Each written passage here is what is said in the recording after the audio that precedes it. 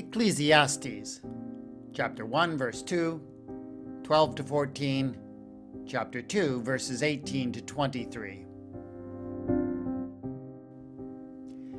Vanity of vanities, says the teacher. Vanity of vanities. All is vanity. I, the teacher, was king over Israel in Jerusalem. I applied my mind to seek and to search out by wisdom all that is done under heaven. It is an unhappy business that God has given to humans to be busy with. I saw all the deeds that are done under the sun, and see, all is vanity and a chasing after wind.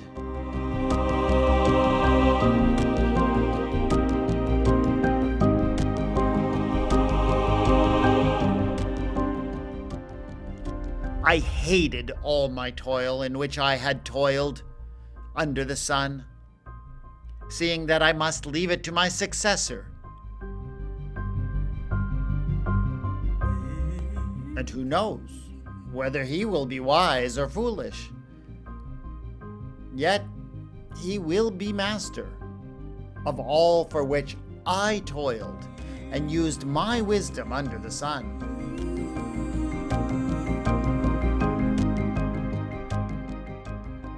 This is also vanity. So I turned and gave my heart up to despair concerning all the toil of my labors under the sun.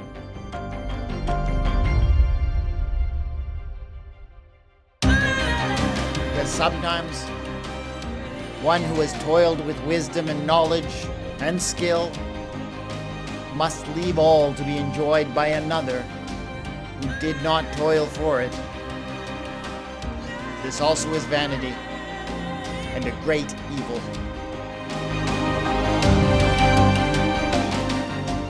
What do mortals get from all the toil and strain which with they toil under the sun? For all their days are full of pain, and their work is a vexation. Even at night, their minds do not rest. This also is vanity.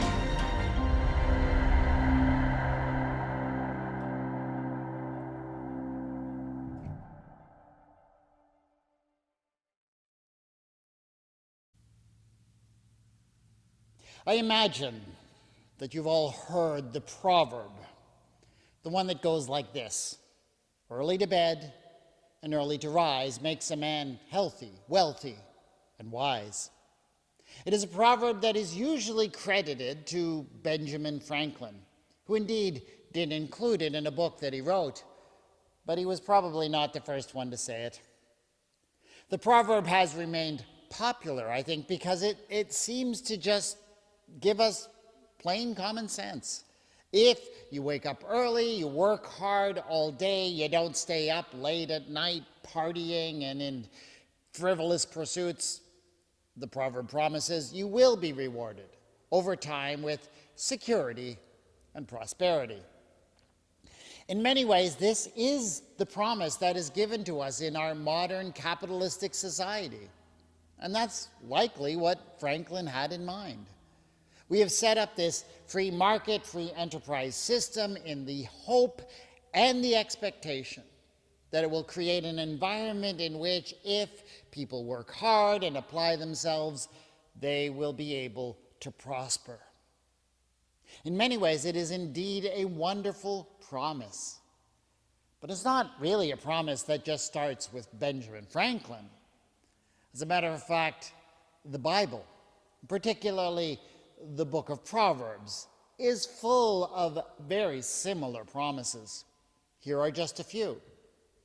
A wicked person earns deceptive wages, but the one who sows righteousness reaps a sure reward.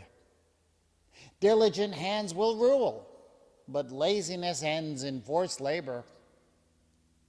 The soul of the sluggard craves and gets nothing, while the soul of the diligent is richly supplied. In all toil there is profit, but mere talk tends only to poverty. Commit your work to the Lord, and your plans will be established.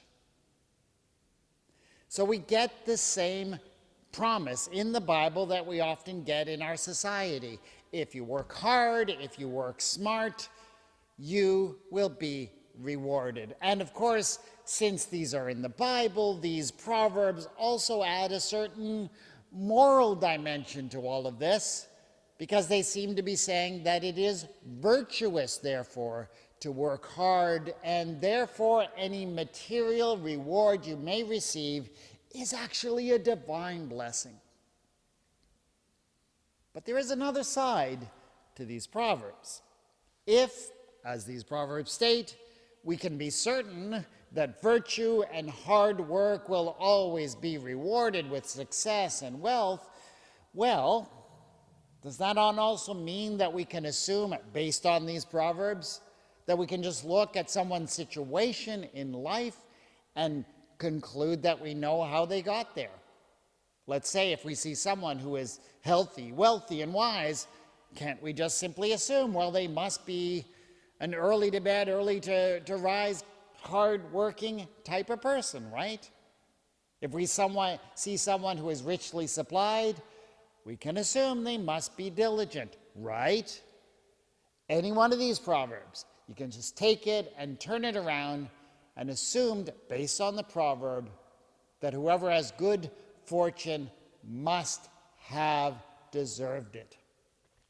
And of course, that means if someone, on the other hand, is poor or disadvantaged or just never managed to get anywhere, well, obviously it must be because they are lazy, unwise, and foolish, right? It's there in the proverb. The logic is inescapable.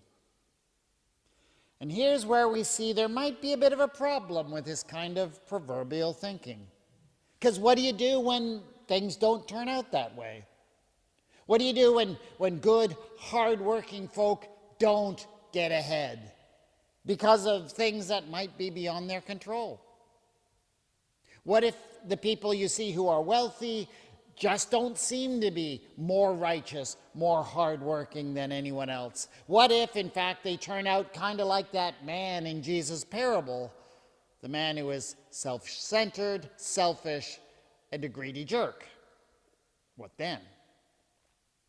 That actually seems to be a question that many people are struggling with these days. You may have heard of some of the unrest that has been taking place in the labor market lately.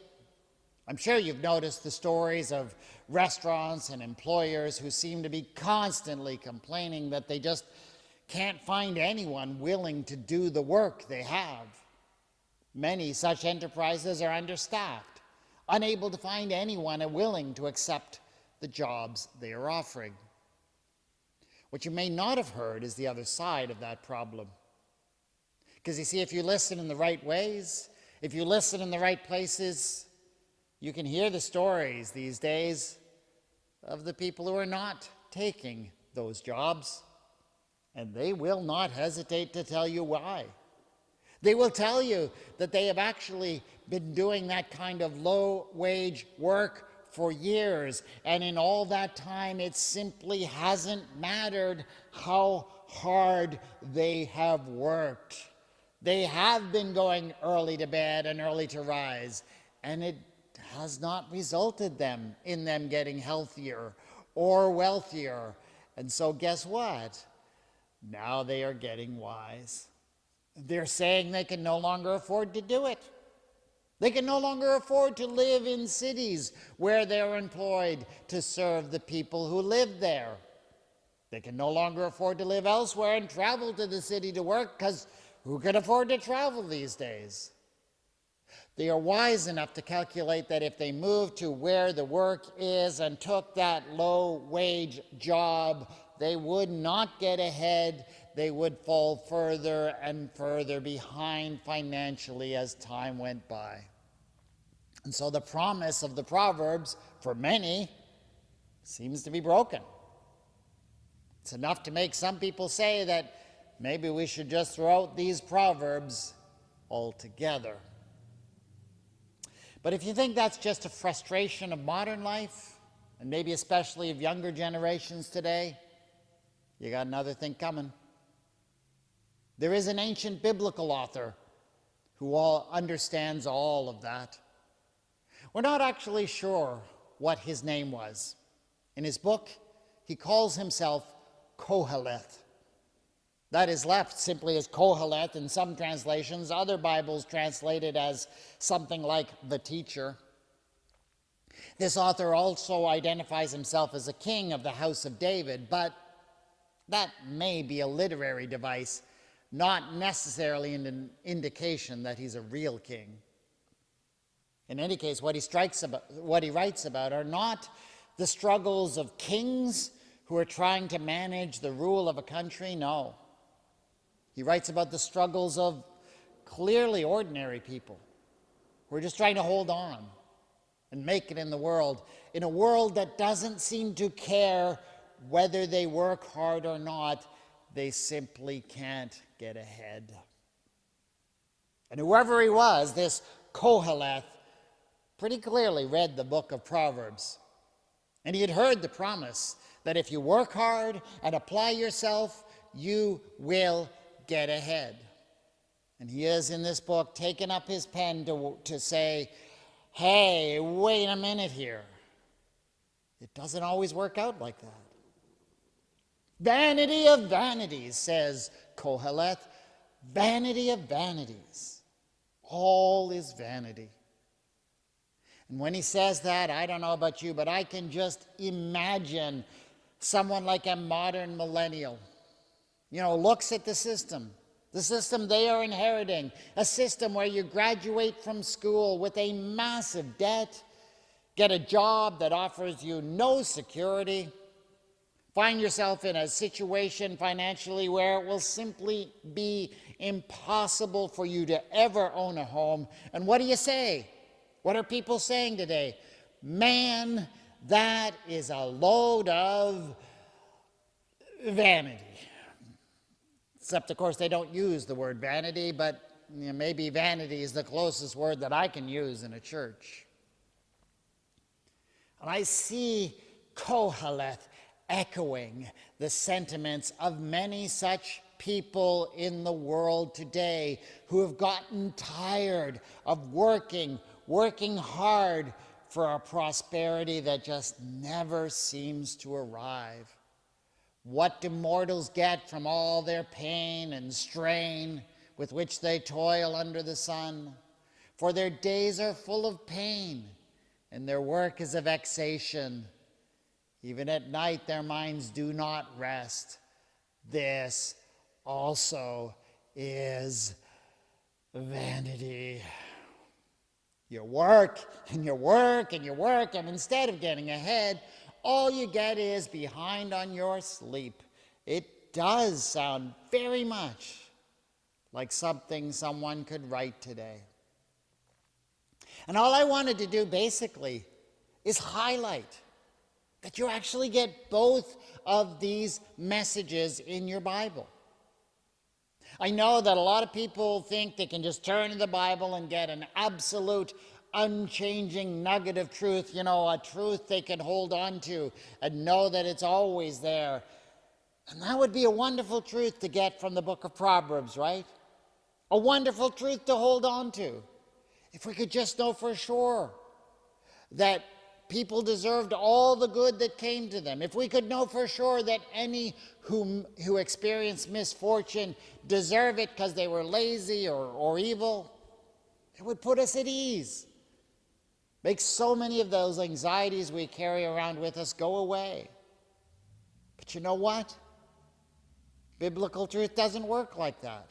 You can't just pull out one text and say, this is it. I've got it. The perfect answer. And actually what we are challenged to do is to find the truth in the tension between these two texts. We need to live with the truth proclaimed in the book of Proverbs, that everything happens because everyone gets what they deserve, and we need to live with the truth in Ecclesiastes, that everything happens because it's, well, vanity of vanities. And how do you work out that tension? That's something we all have to figure out.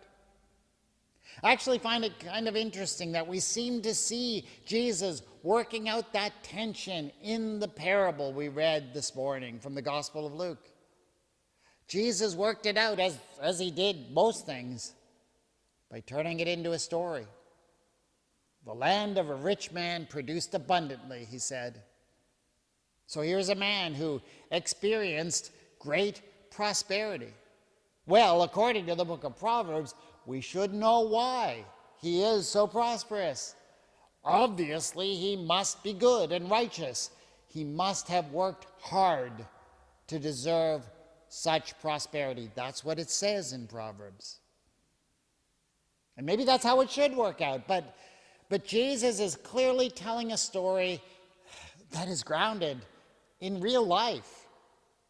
And he sees, in fact, that precisely because this man thinks he deserves all of his good fortune, and because this man intends to rest upon it, it is all proven to be vanity of vanities.